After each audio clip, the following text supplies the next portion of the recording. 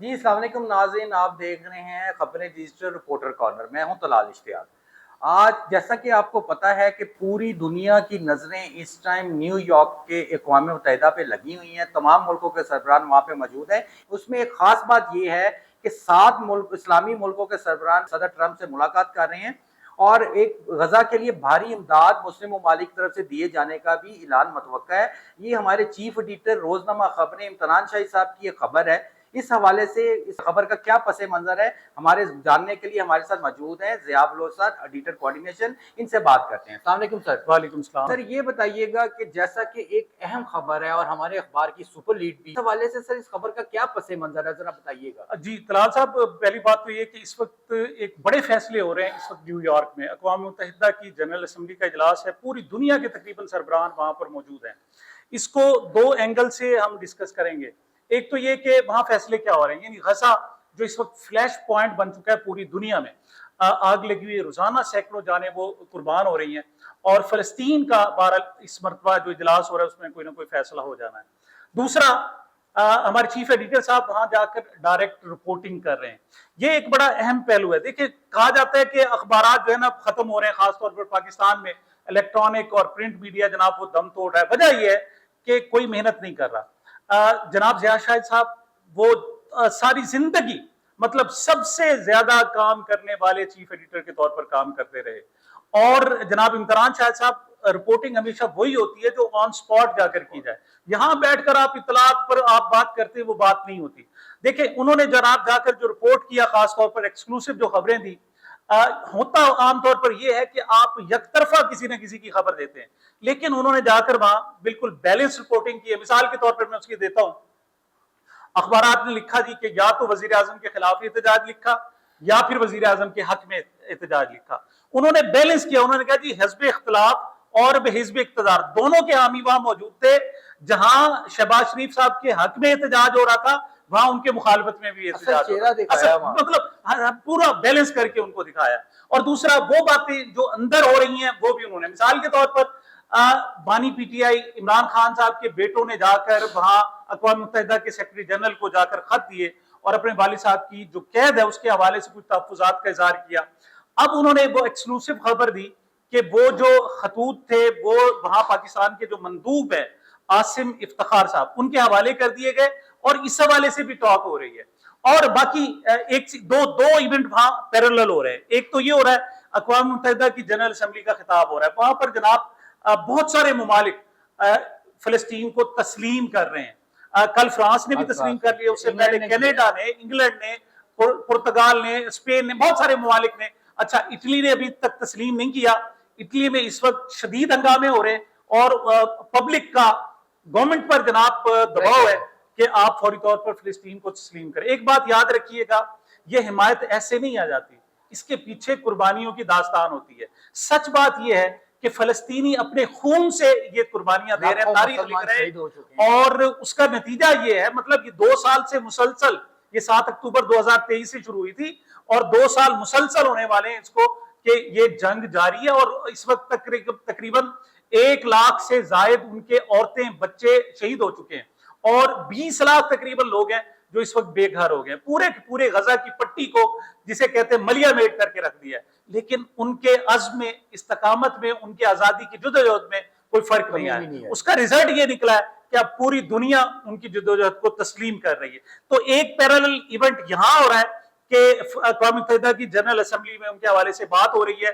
2 دن پہلے، یعنی اب سے 48 گھنٹے پہلے باقاعدہ ووٹنگ ہوئی اور فلسطین کو باقاعدہ جنرل اسمبلی کا ممبر منتخب کر لیا گیا۔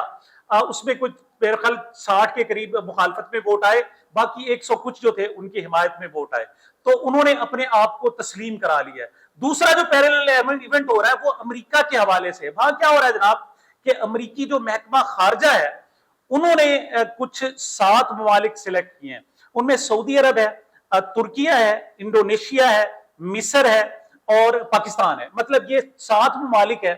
اب ان کو انہوں نے سلیکٹ کیا کہ یہ ان کے جو سربراہان ہیں وہ ٹرمپ کے ساتھ علیحدہ ملاقات کریں گے، وائٹ ہاؤس میں پروبیبلی وہ ملاقات ہوگی، اور اس میں جناب ہمارے چیف ایڈیٹر صاحب نے جو ایکسکلوسیو رپورٹنگ کی ہے اس میں یہ ہے کہ اب تعمیر نو کی بات اور ریہیبلیٹیشن کی بات ہوگی، یعنی فلسطین جو بالکل تباہ ہو گیا ہے اس کو دوبارہ سے نئے سرے سے تعمیر کرنا ہے. بھاری امداد بھاری امداد جو ایکسکلوسیو جو انہوں نے جو پنچ پوائنٹ تھا وہ یہی تھا کہ اس حوالے سے باقاعدہ امید ہے کہ ایک بڑی اماؤنٹ کا اعلان کیا جائے گا اور غزہ کی تعمیر نہ ہوگی.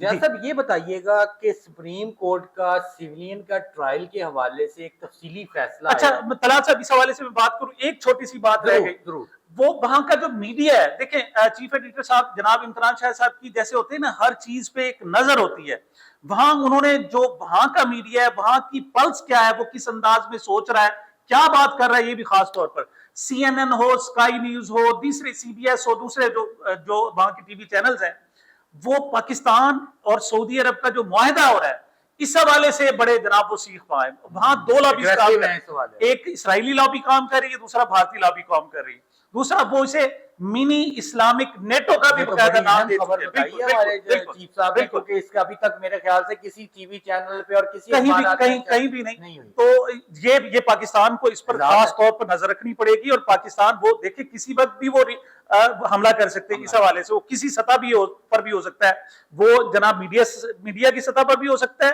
دیگر حوالوں سے وہ بھی ہو سکتا ہے. تو انہوں نے خبردار کیا ہے کہ ان چیزوں کو ٹھیک کریں، اور جلدی پر جو تیل کا کام ڈالا ہے وہ دو بیانات. ایک خواجہ آصف صاحب نے کہا کہ ہمارا جناب جو سعودی عرب کے ساتھ جو پیکٹ ہوا ہے اس میں ہمارا نیوکلیئر ایسڈ جو ہے وہ بھی سعودی عرب کے لیے استعمال ہو سکتے ہیں، تو اس سے ان کو خوف پیدا ہوا ہے. اور دوسرا ہمارا جو JF-17 تھنڈر طیارہ جو ہے وہ باقاعدہ سعودی عرب کے وزٹ پر گیا ہے اور بغیر فیول چینج کیے. انہوں نے اصل میں یہ ثابت کرنا تھا کہ ہم جناب ود ان نو ٹائم، عام طور پر جناب ہماری ایکسیس ہے اور ہم کسی وقت بھی مدد کے لیے پہنچ سکتے ہیں. اور یہ بھی نہیں ہے کہ جب مدد ہوگی، نہیں، سعودی عرب اور پاکستان دو برادر کنٹریز ہیں، ہمارے ایسٹس ایک دوسرے کے پاس موجود ہیں. اور جو JS-17 تھنڈر طیارہ ہے، مطلب وہاں جہاں لینڈ کیا ہے وہاں پر وہ صرف 17 میل دور ہے اسرائیل سے، یہ ذہن میں رکھیں، صرف 17 میل. اور وہ جو جہاز ہے یہاں سے وہاں جا سکتا ہے بغیر فیول لیے، تو 17 میل تو کچھ بھی اور ایٹمی وار ہیڈ بھی لے جا سکتا ہے، مطلب جو پاکستان کے جو ایٹمی میزائل ہیں، مطلب یہ ساری جو بغیر بولے پاکستان نے ایک میسج دیا ہے، ان تک پہنچا ہے اور اس پر آگے بات ہو رہی ہے. اچھا ضیاء صاحب یہ بتائیے، جیسا میں پوچھ رہا تھا کہ سیولین کا ملٹری کورٹ میں ٹرائل کے حوالے سے کل تفصیلی فیصلہ آیا ہے، آپ اس کو کس نظر سے دیکھتے ہیں؟ جی اس حوالے سے طلعت صاحب میری تھوڑی سی میں معذرت کے ساتھ کہ اچھا نہیں ہو رہا، پاکستان میں جو کچھ بھی ہو رہا ہے اچھا نہیں ہو رہا. یہ 7 مئی کا فیصلہ تھا، وربلی سنا دیا گیا تھا، اور آج جناب سپٹمبر میں جا کر اس کا تفصیلی فیصلہ آیا. کسی نے 7 مئی، جون، جولائی، اگست، سپٹمبر، مطلب 6 مہینے آپ کو لگ جاتے ہیں تفصیلی فیصلے میں.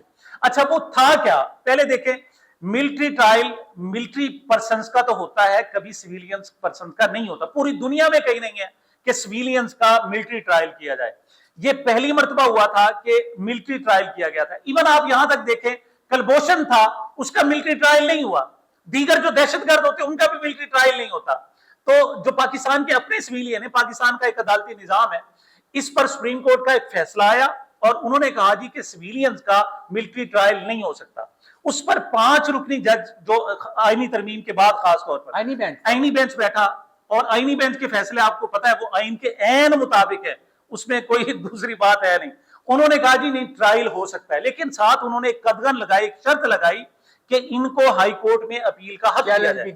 اب یہ 7 مئی کو انہوں نے کہا تھا کہ 45 دن کے اندر اندر قانون سازی کریں اور جن کا ملٹری ٹرائل ہو رہا ہے ان کو ہائی کورٹ تک ایکسیس دی جائے. 7 مئی سے 6 مہینے گزر گئے، یہ 22 جون کو یہ کام ہو چکا ہونا چاہیے تھا، لیکن حکومت کی کان پر جون تک نہیں رینگی. انہوں نے کوئی قانون سازی نہیں کی، لوگ بے گناہ جناب جیلوں میں سڑ رہے ہیں. صورتحال وہاں ان کی یہ ہے کہ ان کو 2 مہینے سزا ہوئی ہے، 2 سال کو کاٹ کر آ رہے ہیں. کئیوں کی سزا بھی ہو گئی، پوری ہو گئی، اس سے زیادہ ہو گئی. تو بات یہ ہے کہ حکومت اس وقت ہونا تو یہ چاہیے تھا کہ سپریم کورٹ کو تفصیلی فیصلہ جاری کرنے سے پہلے اس پر ان کی جناب سر ہونی چاہیے تھی کہ آپ نے 45 دن آپ کو دیے گئے تھے، آپ نے قانون سازی کیوں نہیں کی؟ اس وقت انتظار کیا جاتا ہے. اچھا دوسری طرف عمران خان کے حوالے سے کوئی فیصلہ کسی کو نائل قرار دے دینا ہو تو انتظار نہیں کیا جاتا تفصیلی فیصلہ آئے گا. ایک دن فیصلہ آتا ہے، اگلے دن اس کو فارغ اٹھا کر باہر پھینک دیا جاتا ہے، گرفتار کر لیا جاتا ہے. لیکن یہاں حکومت کی طرف تھا کہ آپ نے قانون سازی کی ہے، وہ بالکل نہیں کی. اچھا دوسرا جو فیصلہ ہے وہ بھی بڑا دلچسپ ہے جناب، وہ یہ ہوا کہ 5 جج گئے اسلام آباد ہائی کورٹ کے. یہ میرا سوال ہے، اس میں تھوڑا سا ایڈ کر لیجئے گا. دیکھیں ججز دیتے ہیں عوام کو انصاف، اگر وہ ہائی کورٹ اسلام آباد کے 5 ججز انصاف لینے ایک عوامی راستے سے داخل ہوئے ہیں، اور جہاں تک ہمیں پتہ لگا ہے ان کی جو پٹیشن ہے اس کو بھی ریجیکٹ کر دیا، مطلب اعتراضات لگا دیے گئے. آپ کیسے دیکھتے ہیں کہ ایک ججز جب انصاف لینے کے کٹہرے میں کھڑے ہو جائیں، کس طرف جا رہے ہیں؟ 26ویں آئینی ترمیم کے بعد انصاف لینا تقریباً ناممکن ہو گیا ہے. پہلے ہمارے یہاں کہا جاتا تھا کہ انصاف خریدا جا سکتا ہے، مطلب آپ مہنگا جج کریں گے، مہنگا وکیل کریں گے، وہ آپ کا کیس لڑے گا تو آپ کو انصاف ملے گا.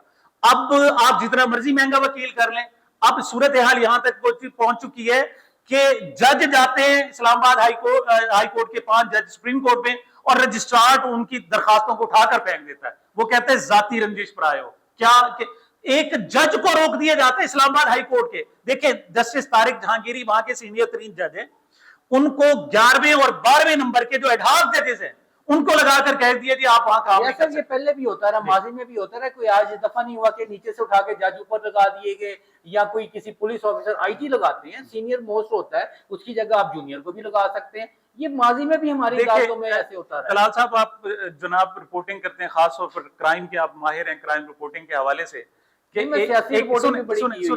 ایک شخص کو آپ نے وہاں جناب تھانے میں آپ نے چپڑاسی بھرتی کیا یا ہاکر وہ جناب صفائی کرنے والا بھرتی کیا، اگلے دن آپ نے اس کا کیڈر چینج کر کے اس کو سپاہی بنا دیا، اور تیسرے دن آپ نے اس کا ایس ایچ او بنا دیا. بڑا کچھ ہوتا ہے، مطلب اس قسم کی کوئی صورتحال، اس قسم کی صورتحال. لیکن ایسا کبھی نہیں ہوا کہ 5 ہائی کورٹ کے 5 ججز کی اس طریقے سے بے توقیفی. خاتون جج اور 4 میل جج. بالکل میں سمجھتا ہوں ان کو سلام میں پیش کرتا ہوں کہ وہ اس وقت جب تاریخ میں لکھا جائے گا نا کہ آپ پر قانون، آئین اور انصاف کے تمام دروازے بند ہو گئے تھے، لیکن 5 جج تھے جو انصاف کے لیے اور انصاف کی علامت بن کر کھڑے تھے. جیسا کہ آپ نے زیاد صاحب سے سنا کہ اس تاریخ میں لکھا جائے گا کہ جس طرح انصاف کے سارے دروازے بند ہو گئے تھے، 5 ججز اپنے انصاف کے لینے کے لیے سپریم کورٹ کا جنہوں نے روک کیا تھا. ایسی مزید انفارمیشن کے لیے اور ایسی اچھی ویڈیوز کے لیے دیکھتے رہیے خبریں ڈیجیٹل.